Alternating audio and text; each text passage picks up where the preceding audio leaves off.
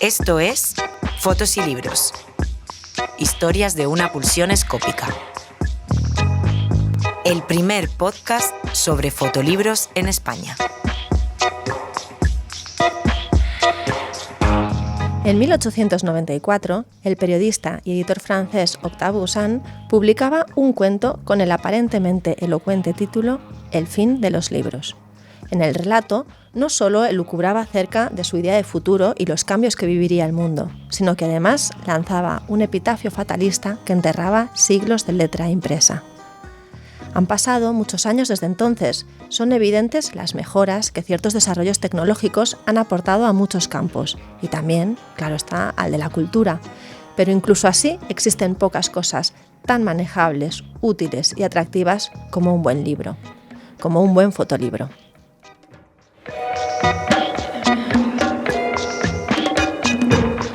Los libros no han desaparecido y emulando a Poussin, como si nosotras también quisiésemos predecir el futuro, vamos a decir aquí y ahora que a pesar de los pesares no van a desaparecer. Porque precisamos de ese contacto tan humano con el objeto libro, porque necesitamos cogerlo, notar su peso, abrir sus páginas, oler la tinta y verlo impreso. Porque queremos comprobar cómo se ha procedido a la estampación de la letra y de la imagen. Y ahí, justo ahí, entra el diseño y la impresión. O bueno, la necesidad de que a un fotolibro le acompañe un buen diseño y una impresión de calidad. Que no lo opaquen, que no lo entorpezcan, que lo hagan brillar como merece.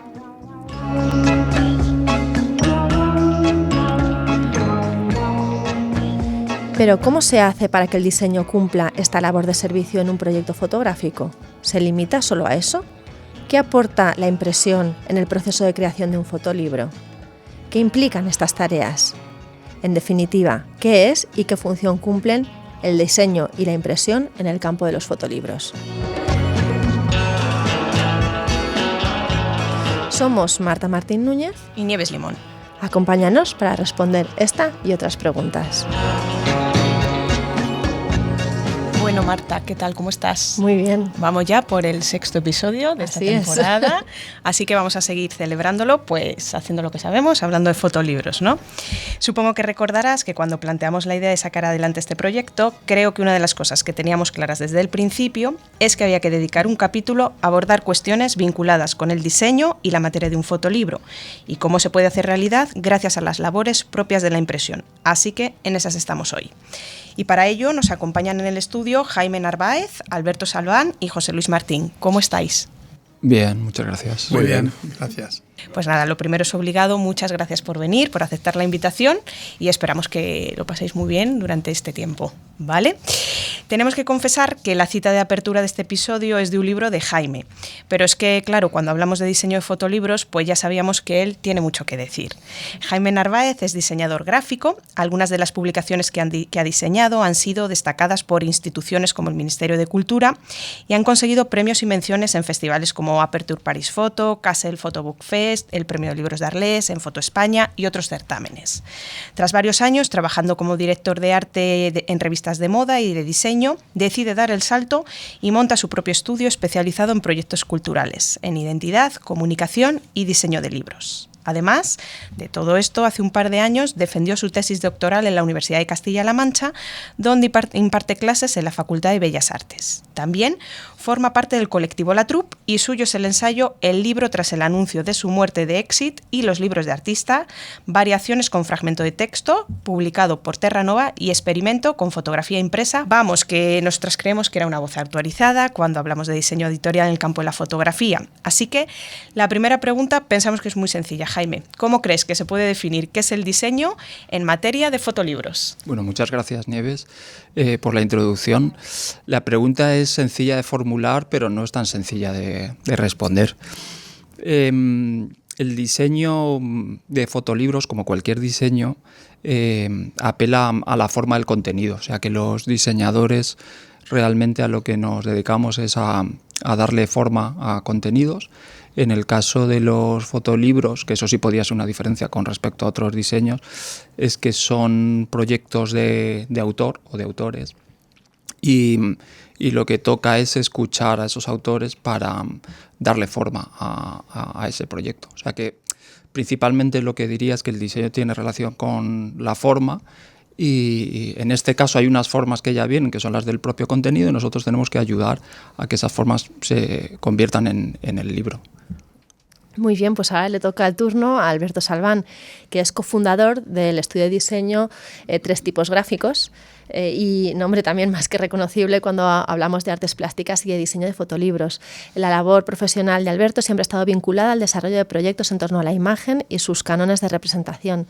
Trabaja en el diseño editorial, expositivo y de marcas, especialmente en proyectos vinculados a la cultura, algo por lo que ha sido reconocido con premios como el Premio Gráfica, diversos LAUs, el Top Fedrigoni Award, el Type Directors Club, el mejor libro de fotografía nacional en el certamen Foto España y en el del Aperture Paris Best Photo Book en 2021, entre otros. Además, Alberto comparte parte de ese saber en diferentes instituciones donde colabora como docente, en el ISABA, en la IED o diferentes programas formativos que ha puesto en marcha Foto España y otras escuelas, ¿no?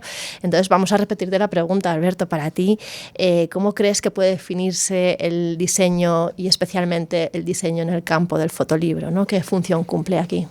Muy bien, pues bueno, antes de nada, gracias Marta por la introducción también. Y bueno, pues complementando un poco el comentario de Jaime, creo que una cuestión que siempre me gusta mucho trabajar con los autores y autoras es que un proyecto es una abstracción, es decir, evidentemente están bien desarrollados, tiene la amplitud que tenga cada proyecto, pero a la hora de formalizar un proyecto, ya sea una exposición o un libro, juega un poco o entra a jugar el medio en el que se está mostrando. O sea, la idiosincrasia propia del medio. No es lo mismo ver una imagen en una exposición, por ejemplo, grande o pequeña, enmarcada sin enmarcar.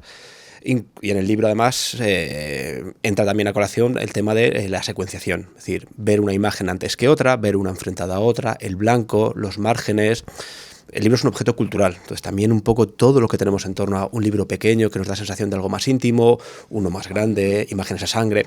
En definitiva, todos los recursos de diseño gráfico lo que hacen es potenciar, matizar, dar forma a ese proyecto y bueno, un poco es donde le acaba dando forma de alguna manera, la materialización. Insisto, ya sea una exposición o un libro, como estamos hablando ahora, pero sí que un poco, bueno, pues eso, el medio contamina de alguna manera o modifica o matiza, mejor dicho, el mensaje.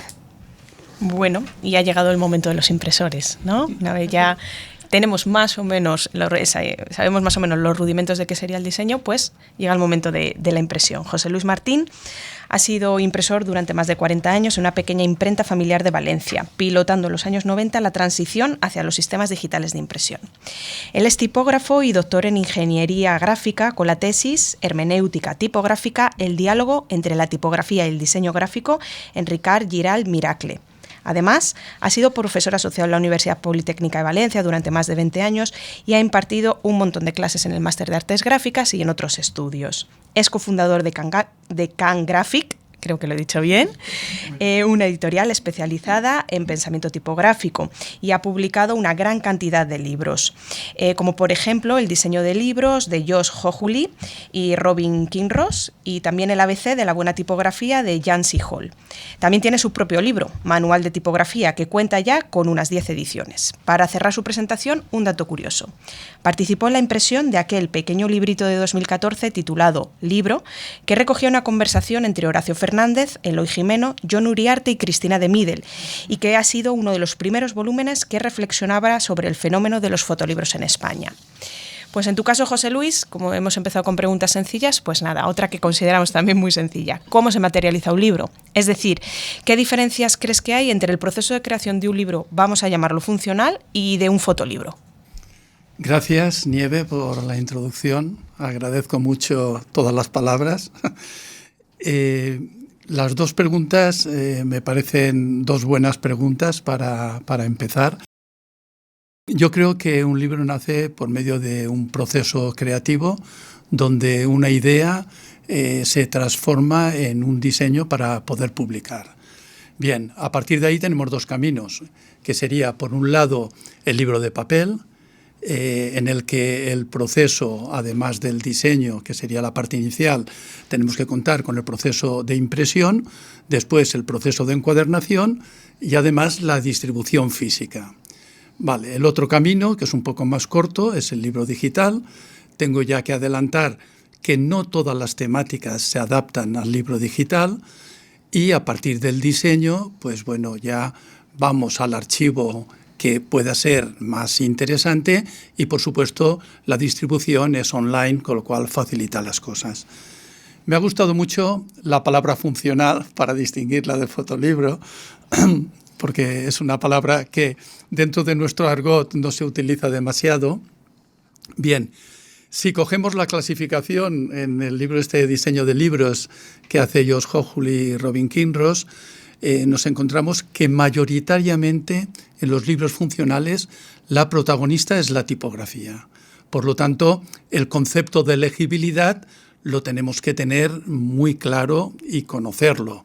Es decir, es importante que la tipografía que vayamos a elegir tenga unas formas muy reconocibles, porque la comunicación es una comunicación puramente lingüística. Tenemos que saber los caracteres que pueden entrar en una medida de línea, la altura de la X, la interlínea, bueno, una serie de conceptos que todo el que se dedica al diseño industrial, al diseño editorial los tiene muy conocidos. En el fotolibro es una especialidad que personalmente me encanta, ¿no? Me ha ayudado a formarme y además me ha ayudado a aprender mucho. ¿Dónde es el gran protagonista en el fotolibro? Para mí, la imagen. Incluso cuando aparece la tipografía en muchas ocasiones aparece como imagen.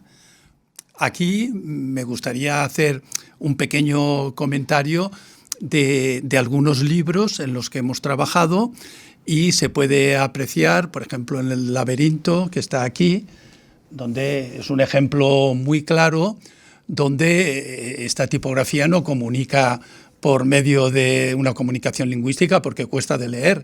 Sin embargo, es una imagen preciosa porque transmite otras connotaciones, ¿no? Lo llamamos el lenguaje de las formas. Y luego más adelante ya hablaré de cuestiones más concretas. Gracias. Incluso más concretas. Incluso más concretas. Qué bien que digas lo de funcional, porque la palabra la puso Marta y nos servía genial para cerrar la pregunta, así que nos ha quedado muy bien. Sí, bueno, el fotolibro, si hay algo es que no es funcional. si hay algo que lo define, ¿no? Es que no es funcional. Pues vamos aclarando ya algunas cuestiones, ¿no? Con estas primeras preguntas, y es que estos procesos de materialización son siempre singulares cuando hablamos de fotolibros, ¿no? Cada uno tiene su propia idiosincrasia. Por eso también queremos explorar más en profundidad las limitaciones de estas prácticas y las soluciones que dais vosotros, ¿no? Porque si el diseño puede bascular entre la resolución de problemas y el glamour de lo puramente ornamental, ¿no? Que sabemos que también a veces ocurre, nos gustaría saber cómo conciliáis estos extremos, ¿no? Y cómo se hace para que el diseño esté presente pero que ayude al proyecto, ¿no? Que no lo eclipse. Jaime y Alberto, vosotros en esta materia, como queráis. Te cojo el guante. Sí, es un equilibrio que hay que pensar muy bien. A mí me gusta mucho la idea de diseño invisible en general, ¿no? De hecho, yo creo que hay una inmensa mayoría de excelente diseño que es más bien invisible, y me parece una trampa que los diseñadores se piensen a sí mismos como autores. Eso es un asunto que daría para otro podcast. Sí, en el caso de los fotolibros, que es realmente de lo que estamos hablando aquí, a quien hay que escuchar al principio es al autor, autora, autores, porque quizás ellos sí tienen un interés en el que el diseño esté presente de alguna manera. Y realmente el proceso de trabajo, de esta tipología de trabajos, tiene una primera parte de escucha, de entender qué intenciones persigue el autor, y hay que saber descifrar. A veces los autores no tienen muy claro tampoco qué es lo que desean, y hay que saber interpretarlos, ¿no? En resumen, debemos atender la voluntad, la intención. En general, estos son proyectos artísticos, y en general en el arte es muy importante la intención siempre.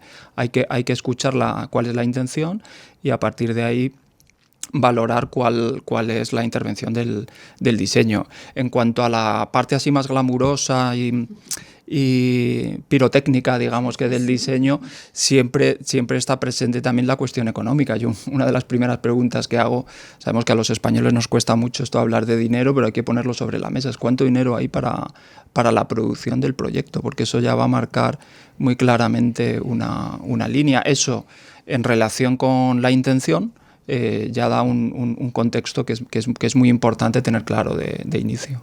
Claro, sí, sobre todo estos fuegos artificiales, ¿no? Que igual luego se materializan en ciertos acabados, ¿no? Ciertos procesos, sí, eso es. que luego pues tienen su coste, ¿no? Ya hablaremos de eso un poquito más adelante.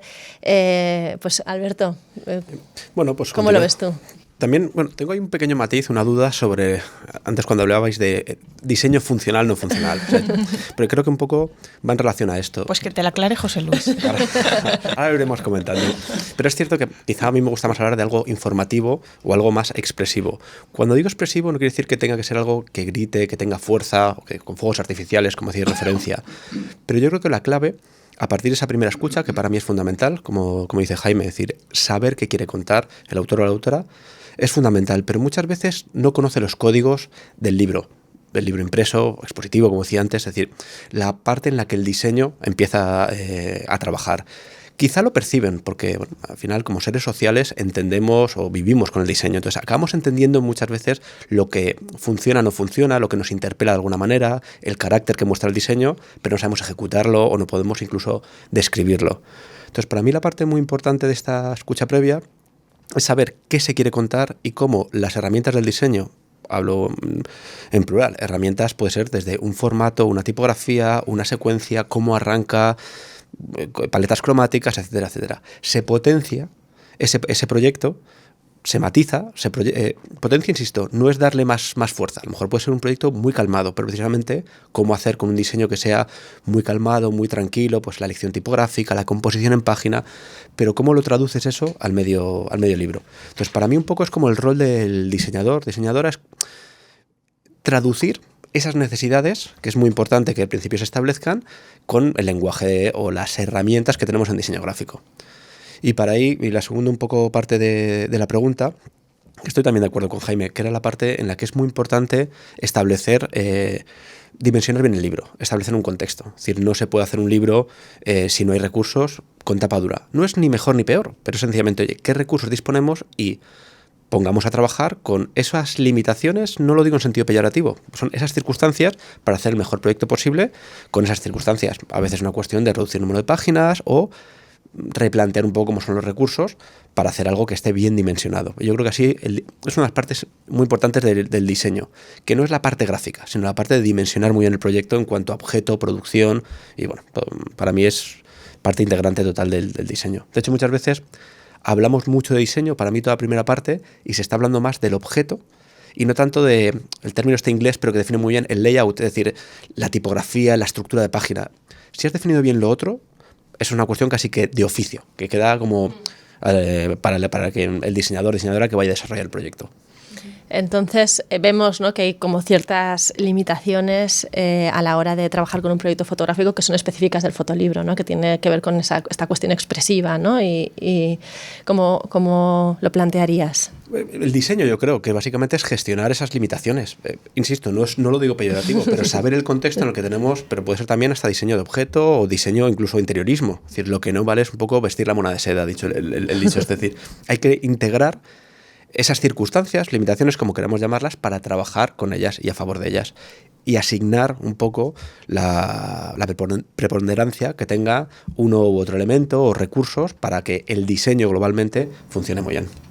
Y para ti, Jaime, ¿cuál es la principal limitación, ¿no?, de un diseñador? Un poco en línea con lo que nos contaba Alberto. Bueno, respecto a lo que estábamos hablando, continúo con la idea de Alberto, es que, y con lo que decía yo al principio, que necesitamos acotar dónde nos movemos, sencillamente porque esta frase me encanta: lo que no tiene límites no tiene forma. Nosotros tenemos que dar forma, precisamente, ¿no? Entonces esto sí que es importante. Luego, yo quiero insistir en esto que decía antes, que es que hay autores que vienen con las ideas muy claras. Y a veces nos tocan proyectos en los que vienen con un montón de ideas resueltas y casi nosotros lo que tenemos que hacer es dar un lavado de cara final y facilitar el arte final al impresor. En otras ocasiones los autores vienen con ideas menos claras y sí que a nosotros nos toca, y al equipo. Creo que es importante que digamos, ya imagino que habréis tenido algún capítulo, y si no lo habéis tenido lo vais a tener, dedicado a la edición gráfica, ¿no? La figura del editor en esta tipología de libros es muy importante también, ¿no? Que es quien va a ayudar a cómo se articula ese mensaje que tiene este proyecto, ¿no? Entonces, hay autores, como decía, que o bien porque han trabajado previamente con un editor gráfico o bien porque ya tienen claro cuál es la edición, pues vienen con el proyecto hecho, y otros que demandan esta ayuda. Entonces, esas dos tipologías de trabajo, digamos así, resumiéndolo grosso modo, son claves para saber cómo debe ser nuestra intervención. Sí, Solo adelanta, muy Alberto. pequeño. Para mí, justo cuando antes hablamos un poco del sobrediseño, creo que ahí está. Es decir, ese orgullo de quien va a participar, del diseñador, cuando sabe controlarse. Hay proyectos que no necesitan que esté muy marcada la participación o la fuerza gráfica. Y yo creo que eso es clave, que dice Jaime. Hay proyectos que te vienen muy bien hechos. Entonces es un poco ayudar, articular, pero es una parte más casi de arte finalizar. Me ha gustado un poco también esa parte. Y otros al revés, que te vienen con una carpeta con fotos, ayúdame a dar forma. Entonces, pero hay que respetar siempre ese nivel de participación y saber un poco dónde están o lo que te están pidiendo. Claro, comentabais los dos, ¿no? Jaime directamente decía desde el principio la importancia de la escucha en este proceso, ¿no? Pero pues lo que acabas de decir, ¿no, Alberto? Tener en cuenta esas instancias autorales y escuchar un poco esas instancias autorales. ¿Qué ocurre en el caso del impresor? Pues que se encuentra al final del proceso y las instancias autorales se van sumando, multiplicando, y tiene que escuchar a muchas personas, ¿no? A lo que creemos que sumará su propio conocimiento. Pensábamos, Marta y yo, en fotógrafos, fotógrafas, diseñadores, editoriales, un sinfín de proveedores, y suma, como decimos, su propio conocimiento sobre las materias con las que trabaja en los procesos.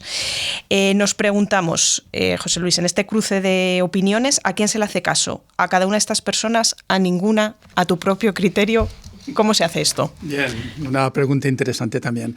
Antes, primero, me gustaría comentar que todo lo que están diciendo Jaime y Alberto, sería un placer trabajar con ellos, ¿eh?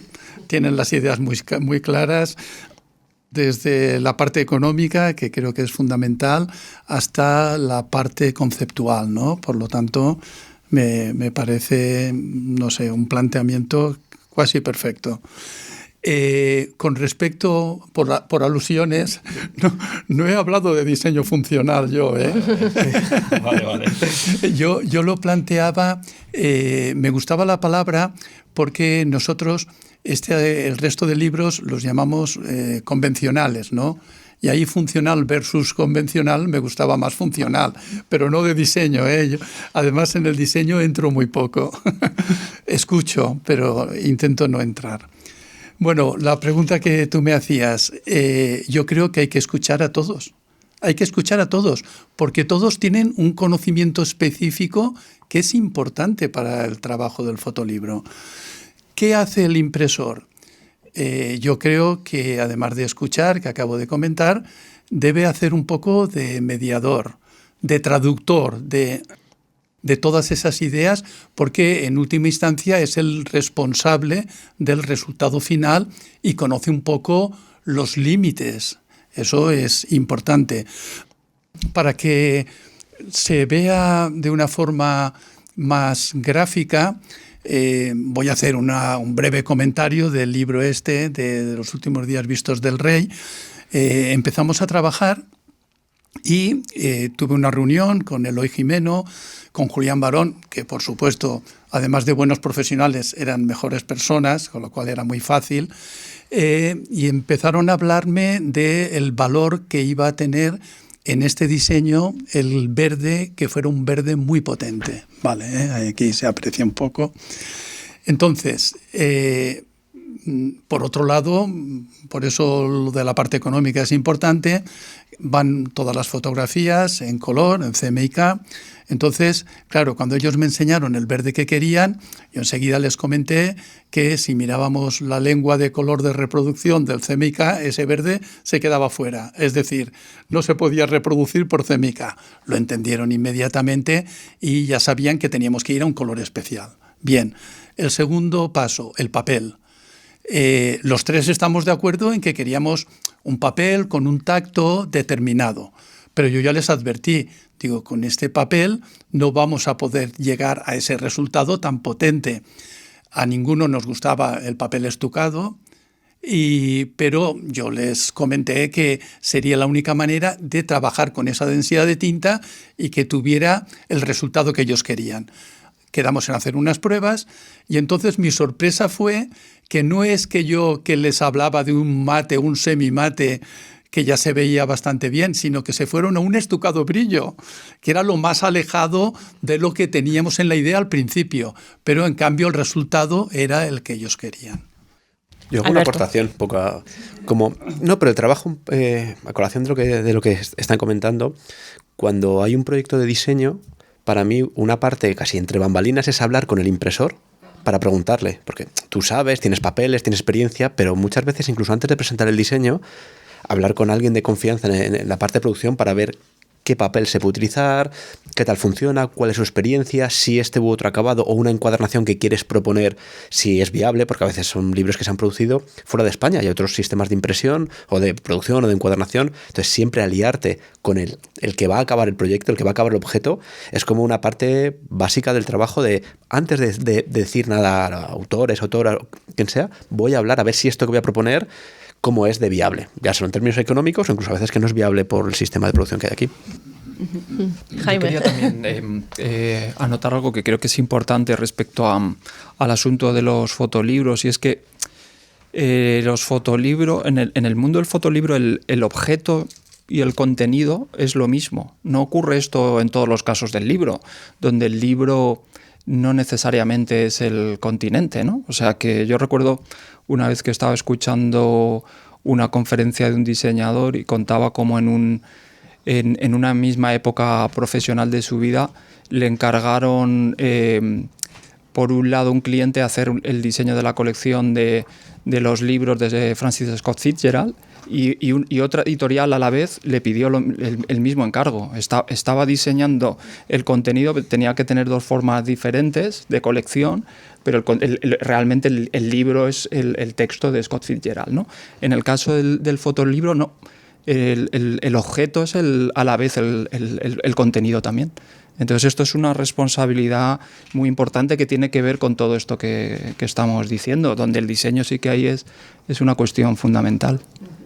Claro, y luego además vienen también como las interferencias con otros trabajos que vosotros hacéis, ¿no? Como estaba comentando Jaime. Entonces, Alberto, por ejemplo, vosotros en vuestro estudio no solo os dedicáis al diseño editorial y de libros y fotolibros, sino que trabajáis también con un espectro de clientes más amplio, desarrollo de marcas de escuelas de arte, restaurantes, empresas hosteleras, de agencias fotográficas como Magnum y comisariados expositivos, identidad y naming. Entonces, ¿cómo funcionan estos flujos, ¿no? de influencia igual, de proyectos que estáis trabajando igual de forma simultánea, ¿no? A la hora de plantear el diseño de libros? ¿Hay puentes comunicantes, hay vasos comunicantes, ¿no? Entre otros productos y conceptos que necesitan un buen diseño y que luego igual lo lleváis también a los propios fotolibros, ¿no? Como un espacio pues que es un espacio como muy expresivo de creación autoral, ¿no? Y que de algún modo pues lo admite casi todo, ¿no? ¿Cómo funciona en estas retroalimentaciones? A ver, se generan sinergias en general porque de alguna manera te están dando o estás investigando distintas referencias que de alguna u otra manera te están siempre formando continuamente, pues desde tipografías, usos, aunque no sean ámbitos puramente culturales, del ámbito que sean. Y además, al fin y al cabo, yo creo que la estrategia es un poco la misma, o la planificación o aplicación del diseño es la misma. Es decir, todo parte de una primera escucha de un cliente, ya sea una gran empresa, donde el diseño es un activo estratégico. Es decir, tiene que formar parte de ya no cómo, sino qué quiere contar. ¿vale? ¿Cómo va a ser uno de los elementos que van a hablar, pues ya sea desde un interiorismo de un restaurante o una agencia de comunicación? Entonces hay que definir un poco eso, qué se quiere contar, que es lo mismo que os comentaba antes de un libro, es decir, qué quieres contar. Yo con las herramientas de diseño ya iremos, y las herramientas al fin y al cabo son las mismas, tipografía, colores, composición, interiorismo si hace falta, pero bueno, diseñar un interior de un restaurante o de una exposición puede ser parecida en el sentido de que lo que planteas es una experiencia de cómo llegas a un sitio, incluso desde la comunicación que se hace en redes, la marca. Entonces, de alguna manera, esa estrategia es lo que va a pivotar todo y luego definir un poco a quién va dirigido, qué quieres que sienta ese público final, ya sea alguien que está sentado en un restaurante viendo una exposición o pasando hojas de un libro. Entonces, pensar en el público a quién va dirigido, cuál es la estrategia de base o el concepto de base y luego aplicar pues las herramientas dentro del diseño. Entonces, más o menos no tiene nada que ver, pero es lo mismo. En tu cabeza es lo mismo. Exacto. Las herramientas son las mismas. Tú lo tengas claro. Las herramientas son las mismas. Bueno, Jaime, tuyo es el diseño de fotolibros muy conocidos en la actualidad, por citar solo algunos: Color Limits, sobre fotografías de Anders Petersen, publicado con la editorial Cabeza de Chorlito; La Libela, Cerca del cielo, de Cristina García Rodero con La Fábrica, o recientemente Mr. y Mrs. de Su-Won Lee, editado por RM. También has trabajado junto a la fotógrafa Manuela Lorente con la editorial de Alpine en varios de sus proyectos, o en el conocido Toldo Verde de Pablo Arboleda y Quique Carvajal, editado por Ediciones Asimétricas, efectivamente. Pues pensamos justo en eso, ¿no? En Toldo Verde y en, por ejemplo, y a esta rata aquí en la mata de Manuela Lorente, que son dos trabajos fotográficos muy, muy diferentes. Entonces, Marta y yo nos preguntábamos si no se te acaban las ideas. ¿Cómo hace un diseñador para adaptarse a veces a trabajos tan dispares?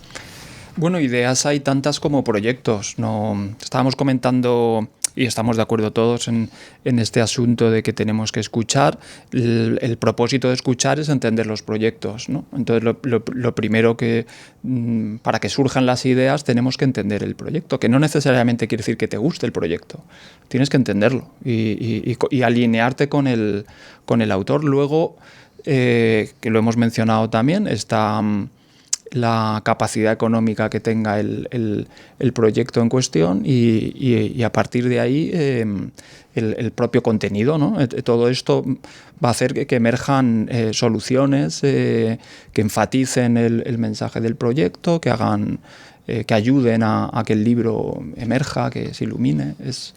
Por eso te digo, a mí no tengo ningún temor a que se acaben las ideas, porque las ideas surgen en el momento que hablas con los autores, que entiendes el proyecto, y eso ni se me ha pasado por la cabeza pensar que esto pudiera suponer algún tipo de crisis o algo. No. De hecho, es muy emocionante arrancar cada vez siempre un proyecto. Seguro que Alberto opina como yo, no le tengo ningún miedo hacia un agotamiento de ideas. No sé qué opinas. Sí, porque al final las necesidades son diferentes. Aunque parezca que es lo mismo, es un libro de fotografía, no, lo que cuenta es diferente. Y ya por los contenidos, por los matices, entonces estoy de acuerdo con Jaime. Es decir, creo que si escuchas bien o cada autor o autora sabe por qué ha hecho ese proyecto que no está visto. Me refiero, porque si fuera a plagiar o fusilar algo que ya existe, cesarían el intento ni lo llevaría a cabo. Pero cuando quiere y apuesta por él es porque hay algunos matices de los cuales ese proyecto quiere llevarlo a la realidad. Entonces, escuchar un poco con atención y ver qué es lo que define ese proyecto concreto, pues ahí es donde tienes que un poco articular bien las herramientas o los recursos que tienes para que vea la luz. Sí, y bueno, José Luis, además de impresor, tú de forma paralela has dedicado tu carrera profesional y académica al estudio de la tipografía. Se me ocurren algunos usos tipográficos, ¿no?, que ya has mencionado, de los fotolibros que habéis impreso con vosotros, ¿no?, como la portada del Laberinto Mágico, ¿no?, que tenía esta tipografía que diseñó Mati Martí, ¿no?, o los libros interiores que has señalado antes, ¿no?, de los últimos días vistos del Rey, ¿no?, que tienen este verde croma. Entonces, ¿cómo funciona la tipografía en estos casos, ¿no?, o cómo se aleja de esa tipografía ahora sí como más de contenido lingüístico, ¿no? Sí. Que has mencionado. Primero, para diferenciar una manera de otra, que las dos son muy válidas, son dos caminos distintos, voy a coger que ha comentado Alberto antes, lo de que me ha gustado, el diseño debería ser invisible, ¿no? O algo así. Beatriz Guarde, que fue una pionera mujer en la tipografía del siglo pasado, que al principio, para que pudieran publicarle, tenía que firmar con un seudónimo de hombre. Resulta que ella escribió un ensayo que decía precisamente que la tipografía debería de ser invisible. Y ella se refería en que, claro, en estos libros convencionales... Hemos aprendido mucho esta mañana. Bueno, pues donde la tipografía, la comunicación, como he comentado antes, es lingüística, entonces es muy importante que la tipografía casi pase desapercibida, que lo que cuente, también creo que has sido tú el que has comentado que a veces el sobrediseño, ¿no? Eso también pasa en libros convencionales, que a veces se quieren añadir cosas que, desde mi criterio, son innecesarias, ¿no? Porque rompen un poco esa armonía y esa forma fácil de leer. Frente a eso, tenemos el fotolibro, que creo que comunica de una forma muy distinta, pero ya no solo, como he comentado, en tipografías que tienen un lenguaje de las formas especiales, que por medio de connotaciones enseguida nos llevan un poco al título del libro, en este caso, ¿no? A veces no es tan evidente esa forma de la tipografía con el contenido, pero en el libro de Eloy, de Julián Barón, en realidad, Eloy Jimeno fue el diseñador, pues no es importante, porque tiene poco texto, que aparezcan letras en verde, que no es nada legible, aunque sea sobre fondo blanco. Eso no es importante en el fotolibro, porque el concepto del color es mucho más importante que la legibilidad. Y lo mismo, aunque la letra esta sea muy grande, lo mismo ocurre con el título, un rojo sobre verde. A veces vibra, no es... Y aquí es un tamaño muy grande, en un tamaño pequeño sería aún más difícil de leer. Pero precisamente eso entra dentro del concepto del diseño de este libro. Y hay que, digamos, poderlo distinguir perfectamente. Por lo tanto, yo creo que las dos tipografías, no se puede hablar nunca, como he escuchado a veces, de buena y mala tipografía, en absoluto. Una mala tipografía es la que técnicamente no está bien hecha, que no tiene los espacios correctos o le faltan acentos, o todas las que te puedes descargar de Dafont o cosas parecidas, pero no en este caso. El fotolibro, yo creo que el empleo que hace de la tipografía en la mayoría de diseñadores de los que he trabajado y los que he visto es perfecto. Solo un matiz, lo de diseño invisible lo comentó Jaime al principio. Sí. Porque yo creo que el diseño es algo más coautoral, es decir, si quiere quien ostente un poco, quien haya hecho el proyecto, quien desarrolle, en este caso, fotógrafo o fotógrafa, quiere que cuente o que esté manifiesto el diseño, el diseñador es quien tiene que ayudarle. Otras veces, si se quiere una solución más calmada, pues puede serla. Pero creo que el diseño siempre tiene que cumplir una función. Por eso no estaba de acuerdo antes de cuando dividíais entre, pero he entendido un poco el matiz, el convencional, pero que el diseño o que la tipografía no tenga una carga de potencia discursiva es una decisión donde sí que se le da cierta un poco transparencia a la tipografía, o en textos de lectura editoriales que me gusta llamar a mí, que no se vea la tipografía, que puedas leer y que estés recibiendo el mensaje. O en otros casos, por ejemplo, como este que mencionas, que una tipografía genere una tensión que moleste con esa vibración, creo que es un acierto del diseño. Es decir, sobre un fondo verde, ¿qué no pondría según los cánones de diseño? Una tipografía con un color complementario. Pues precisamente lo pones para generar malestar, para generar como una especie como de tensión emocional. Sí, sí. Es que entonces, y yo creo que esa es la parte donde el diseño, pues puede manifestarse más si lo requieren los contenidos. Sí, a mí me apetece aquí participar con una reflexión que yo he hecho a veces sobre el asunto este del papel del diseñador, y lo comparo con el asunto de la música, ¿no? Que es un poco la figura del productor, no del que pone la pasta, sino del que ayuda a hacer que un grupo tenga un sonido particular y tal, ¿no? Pensemos, por ejemplo, por deciros algo, el grupo U2 en un momento dado se junta con Brian Eno y Daniel Lanois y estos le dicen, vosotros yo creo que por la tipología de canciones y lo que me estáis contando que os apetece hacer, podemos fabricar, digamos, este sonido, ¿no? Y que vais a sonar así. Y entonces pues sacaron el Joshua Tree, ¿no? O sea, los músicos venían con sus canciones ensayadas y ya habían grabado algunos discos antes, ¿no? Pero de repente acuden a un determinado productor y pues le da un contexto a ese contenido otra vez y para que suenen de alguna manera esos productores son diseñadores también, ¿no?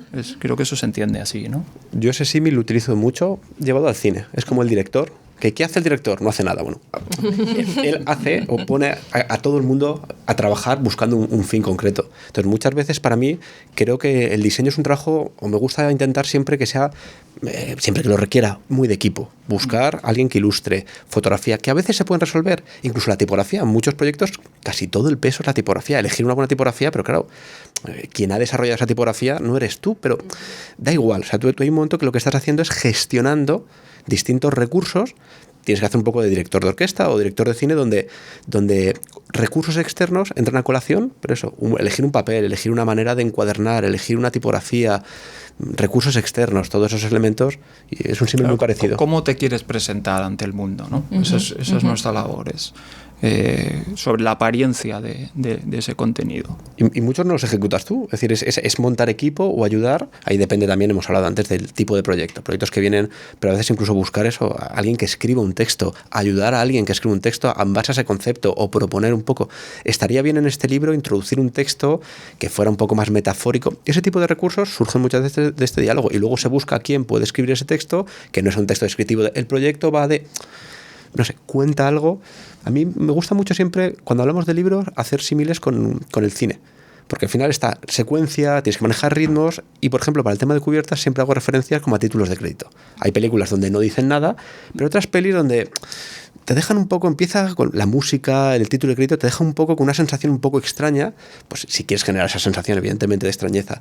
Pero es una manera como de emocionalmente ir preparando a quien se va a adentrar en unos contenidos. Bueno, pues a lo mejor es una composición tipográfica un poco laberíntica o críptica. Es un estado como emocional donde predispones a que luego ocurran cosas. Sí, pues bueno, vamos ahora con un tema que es un poco más conflictivo, ¿no? Porque mencionábamos antes que el desarrollo de algunas tecnologías es precisamente lo que ha hecho que el fotolibro como objeto, ¿no? Y como, digamos, materia tenga valor, pero al mismo tiempo, bueno, pues también vemos que algunos de estos cambios, ¿no? Algunos de estos avances, y en concreto nos referimos, por ejemplo, a la llegada, ¿no? De las inteligencias artificiales generativas, pues puede amenazar también algunos de los bueno, pues de los trabajos, ¿no?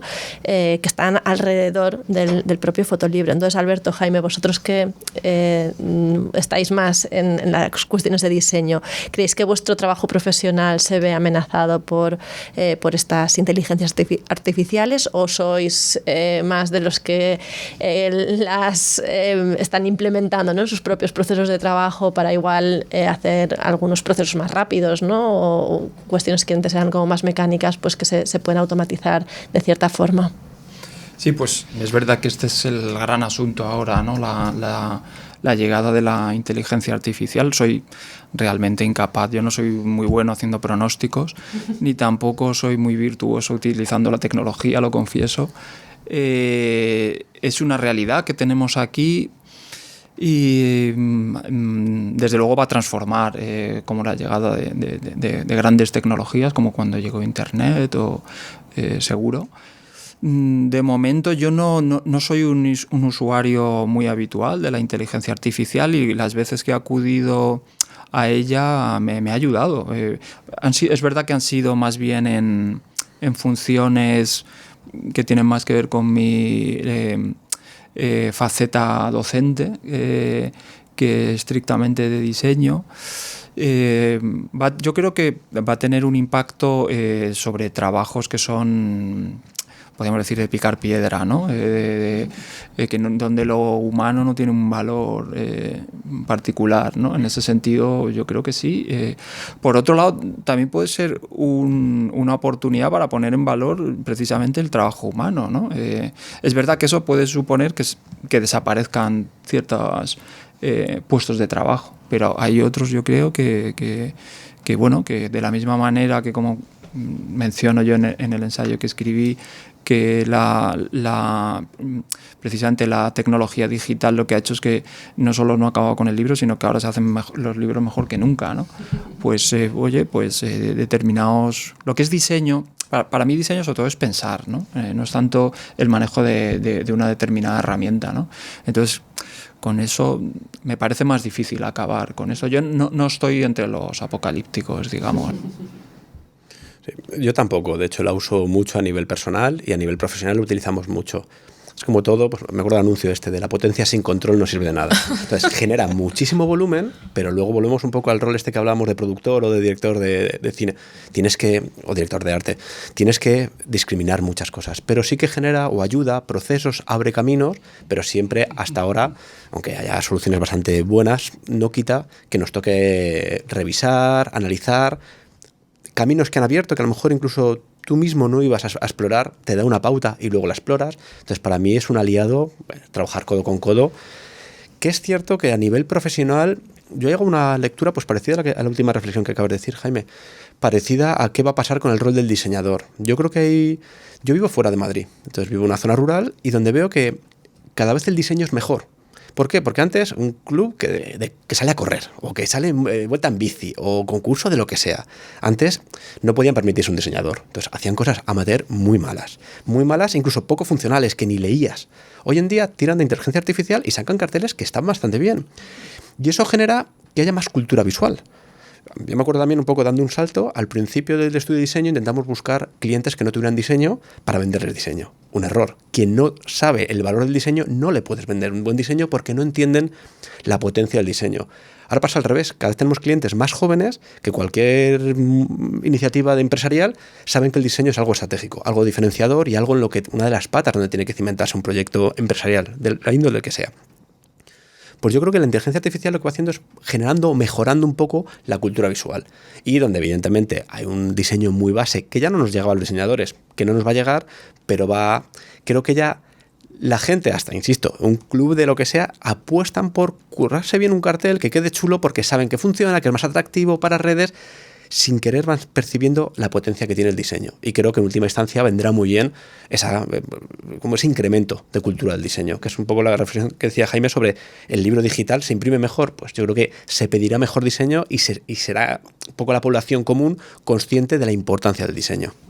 Te cojo el guante, Alberto, respecto a lo que estás diciendo. Es verdad que...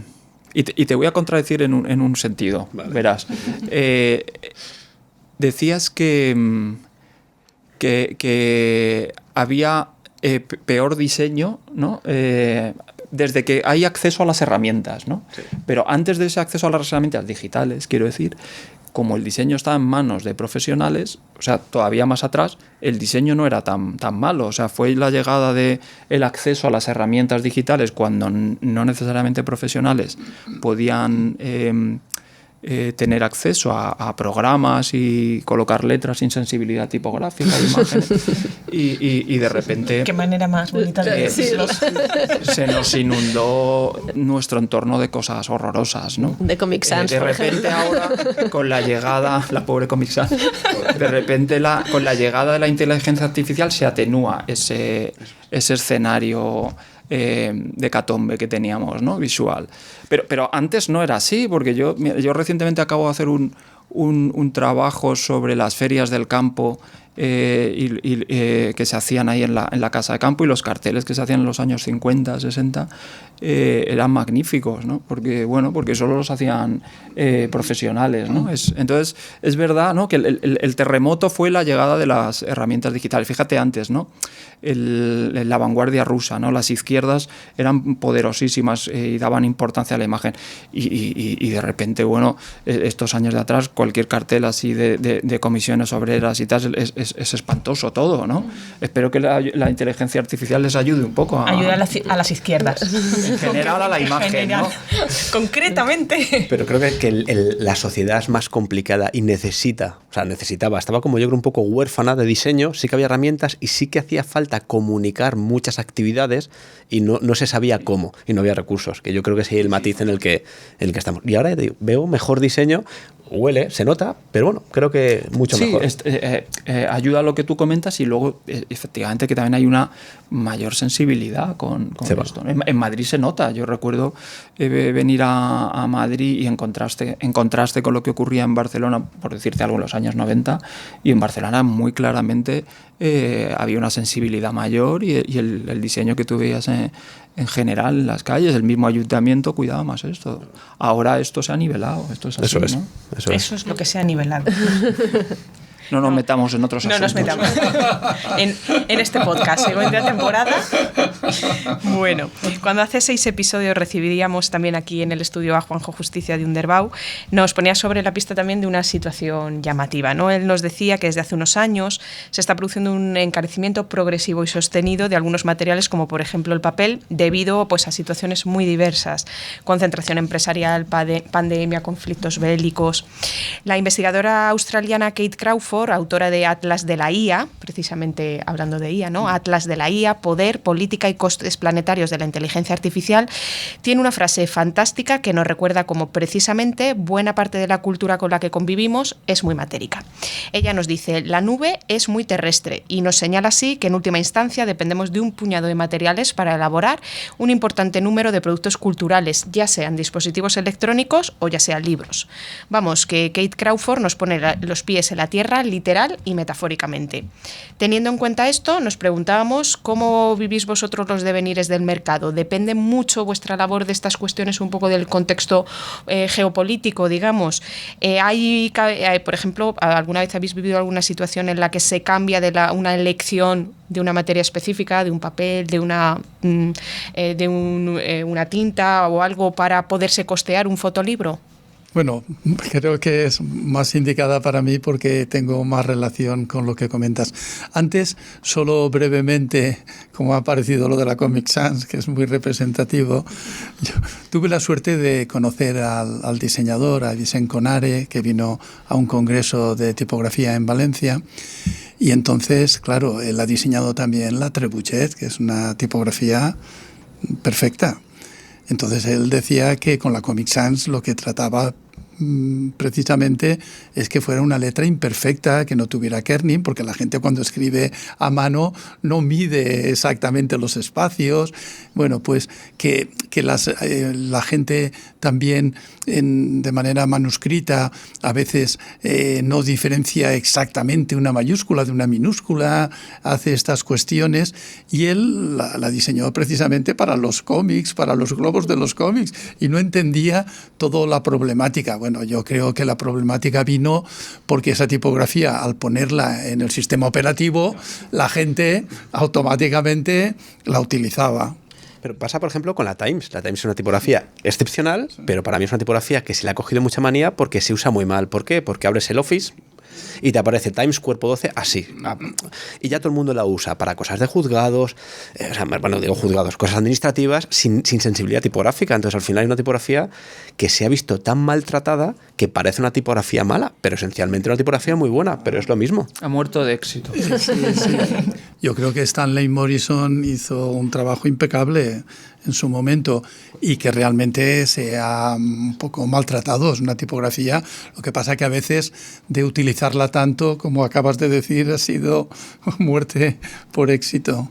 Por lo que estabas diciendo, a ver, estoy totalmente de acuerdo en lo que decía Juanjo Justicia, de que efectivamente se han ido encareciendo los papeles de una forma exponencial. Yo además añadiría otro problema, y es que esos catálogos preciosos que teníamos todos los impresores de las papeleras, con las especialidades, con esos papeles diferenciales que nos podían ayudar en muchos diseños, pues más de la mitad de esos papeles han desaparecido drásticamente. Seguramente por problemas y también porque por la parte económica empieza a ser tan importante y tener esos stocks no era rentable.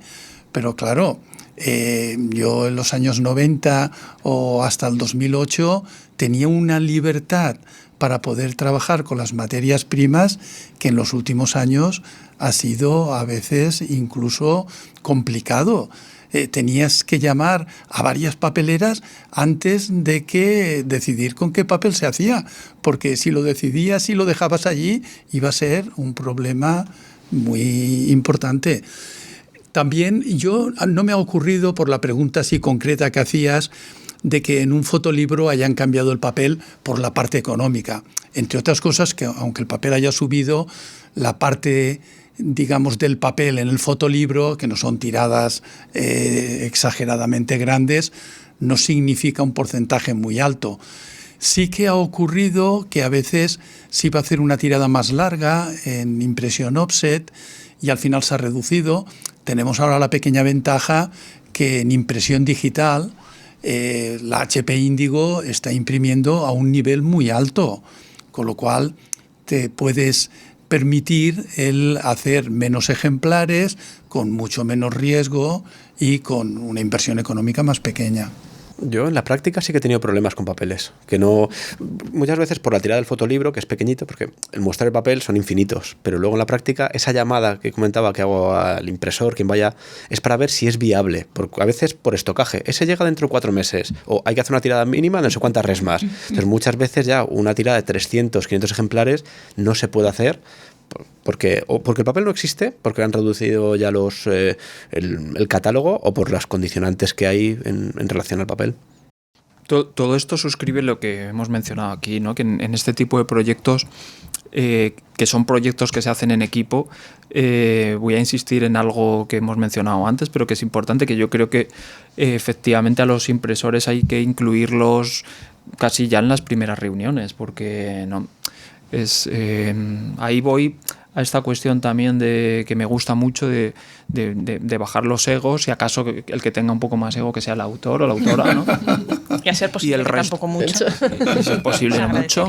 Pero sí, eso es. Yo a veces es más bien como preguntarle a los autores qué sensaciones o qué les apetece hacer y respecto a los papeles, que era por lo que estábamos hablando, y si acaso luego decir, mira, pues podíamos ir por aquí, y si acaso luego preguntarle al impresor, oye, esto, ¿cómo vamos? ¿Tienes stock de este? Porque no tiene por qué ser exactamente este, sino podría ser otro similar, y si lo tienes en stock mejor, porque así se abarata. Yo siempre digo que la labor del diseño no solo la herramienta es el ordenador, sino que también es el teléfono con el que estamos hablando todo el rato entre nosotros, los impresores incluidos, y luego también la calculadora, ¿no? Para estar ahí haciendo la matemática económica tan necesaria, ¿no? Sí. Para mí hay una cosa un poco complicada que veo en los últimos años a esta parte, y es que muchas veces hay un círculo vicioso entre que un papel es el que mejor estoca de una compañía grande, entonces al final acaba siendo el papel refugio. Sí. Entonces, entre varios papeles que había, como esta marca no suele fallar, entonces al final cada vez las posibilidades que tenemos de escoger recursos se van limitando, y además como cada vez se compra más papel de ese, pues el resto de competencia u otras alternativas las van limitando, y yo sí que noto de 10 años a esta parte que mi abanico de papeles se ha reducido drásticamente. Les va a pasar como con la Tecnio Roma, que se hacen papeles. No, yo quería comentar que es muy curioso que en la década de los 80, que teníamos muchas limitaciones, Jaime Jiménez de Haro, se podría decir que fue el primer fotolibro que imprimimos nosotros, aunque exactamente no era la idea de fotolibro, pero viéndolo ahora a posteriori creo que era un fotolibro. Él, que tenía mucha cercanía con Cuenca, le gustaba un papel fabricado a mano. Y por lo que alguno de vosotros comentaba, que tardan a veces meses y si son pocas resmas te lo ponen muy complicado, entonces toda la producción del fotolibro, en cuestión de días, nos fabricaron el papel manualmente. Y luego sí, había unos problemas técnicos, porque era un papel que solamente se podía imprimir digamos, de forma en tipografía, por estampación. Y tuvimos que hacer los textos con tipografía de plomo.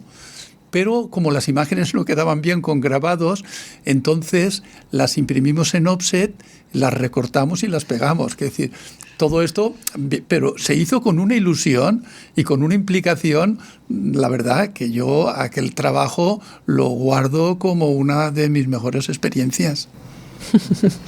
Bueno, y todo esto nos lleva un poco también a pensar en la sostenibilidad de vuestros negocios, ¿no? Los tres sois o habéis sido dueños de vuestras propias empresas, que son negocios grandes por la importancia, ¿no? Y la necesidad en el ámbito en el que nos movemos, pero pequeños en número de empleados, ¿no? Igual en facturación. Hacéis un trabajo a medio camino que está entre la industria y la artesanía, y mirando al presente, pero también mirando al futuro, nos preguntamos si hoy en día sería sostenible un estudio de diseño o una imprenta que se dedique solo al trabajo de fotolibros, y si no lo es, ¿no? Porque vosotros también os habéis dedicado en parte a ello. Solo de fotolibros lo veo muy complicado esto. Yo compagino mi desempeño como diseñador con la docencia universitaria. Entonces ahí, pues igual Alberto, que sí que tiene una SL, si no me equivoco. Nos pasa un poco lo mismo, o sea, fotolibros seguro, incluso cultura, pues pasa como los recursos cada vez son menos de producciones, instituciones incluso de renombre, pues cada vez tienen menos recursos para exposiciones, diseño de libros. Ya no hablo de fotolibros, digo catálogos. Y bueno, pues un poco esa inercia que hay ahora de que todo sea rentable, pues cuestiones como la cultura, educación, sanidad, no tienen por qué ser rentables en términos económicos, y la apuesta cada vez pues se va mermando. Entonces nosotros complementamos el diseño, ya no digo libros, fotolibros, que seguro no podrías tener un estudio solo dedicado a eso, sino incluso fuera de cultura nos abrimos también sin ningún problema, vamos, porque lo hemos hablado con orgullo, vamos, pero sí que nos abrimos a otras prácticas porque solo de cultura nos costaría mucho. En mi caso, cofundar una editorial de tipografía en España está muy cerca del concepto de lo imposible. Antes me ha hecho gracia porque me ha dicho el negocio. En 28 años no hemos cobrado un céntimo, al contrario, hemos puesto dinero para poder... Sí que es verdad que una vez ya estuvo en marcha, trabajamos sin cobrar nada, pero nos da muchísimas satisfacciones, y además yo no hubiera aprendido todo lo que sé de tipografía si no hubiera sido gracias a todos los libros que hemos ido editando. Tengo que comentar que yo soy el más mayor de todos los que estamos aquí, desgraciadamente. Cambiaría la experiencia por juventud inmediatamente. Entonces, por ejemplo, en la década de los 90, cuando se estaba haciendo esa transición a lo digital, incluso hasta el 2008, que vino la primera crisis importante, se podía trabajar de investigar de una forma correcta, ¿eh? Yo recuerdo un libro que hicimos de Isabel Muñoz, no era exactamente un fotolibro, pero ella estuvo muy cercana a nosotros. Estuvimos más de una semana haciendo pruebas, 4 personas. Era La piel de los hijos de Gea. Vale. Ella nos traía como modelo las fotografías que ella revelaba, y quería ese tono que tenían sus fotografías, que era un tono un poco sepia. Entonces, primero empezamos con CMYK, no funcionaba. Después vimos que lo mejor era imprimir 3 negros, pero así todo no conseguíamos ese efecto que ella quería. Y lo conseguimos imprimiendo en trama estocástica, que no teníamos demasiada experiencia. Es una trama aleatoria, pero si tú miras con el cuentahilos, con una lupa potente, te das cuenta de que no se ve la parte así más clara de la trama, la roseta esa clásica, y entonces eso le encantó. Pero hasta llegar allí estuvimos trabajando entre 40 y 50 horas, y se nos pagaron de una forma correcta. No es que ganáramos dinero, pero se nos pagó de una forma correcta. En la actualidad, yo también creo que solo del fotolibro sería difícil. Ahora, también en los trabajos, ahora hablo como impresor, los trabajos comerciales, como entre comillas son trabajos más sencillos, la competencia es aún más grande. Entonces, en el fotolibro, a pesar de todo, Yo creo que no todos los impresores hablan el lenguaje de todos los implicados que hemos estado comentando, el fotógrafo, el autor, el diseñador. Entonces es importantísimo, sea una imprenta pequeña, mediana o grande, que sea un impresor que hable el mismo lenguaje y sobre todo lo que hemos comentado varias veces, que sepa escuchar. Sí, es muy interesante esto que dices, estoy de acuerdo. Yo siempre menciono que es una cuestión de sensibilidades, de que estemos en las mismas sensibilidades para que, bueno, que lo que tú dices, ¿no? Que si a veces en este tipo de proyectos los impresores se pueden... Son proyectos muy exigentes de producción y entonces los impresores algunas veces protestan porque no son trabajos, digamos, que de darle al botón e imprimir y entonces por eso es importante que todo el equipo esté hablando orbitando un mismo sol, ¿no?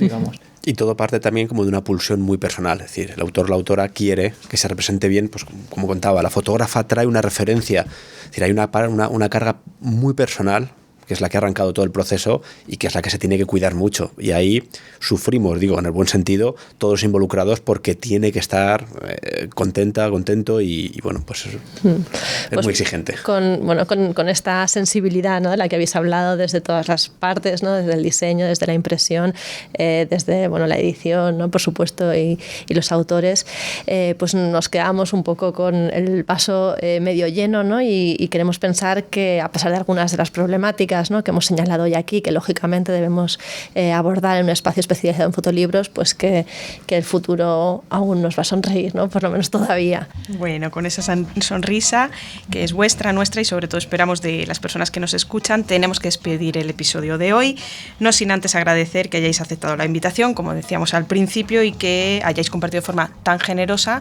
pues vuestro buen hacer. Nos queda claro que tenéis que quedar porque tenéis mucho que hablar también.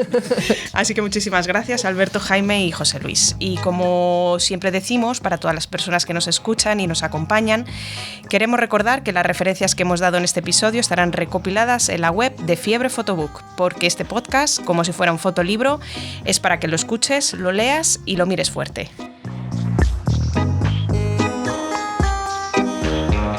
Esto ha sido Fotos y Libros, historias de una pulsión escópica, el primer podcast sobre fotolibros en España. Un proyecto producido por Fiebre Photobook, grabado desde los estudios de la República Independiente de la Radio y guionizado y presentado por Nieves Limón y Marta Martín. Muy pronto, el próximo episodio.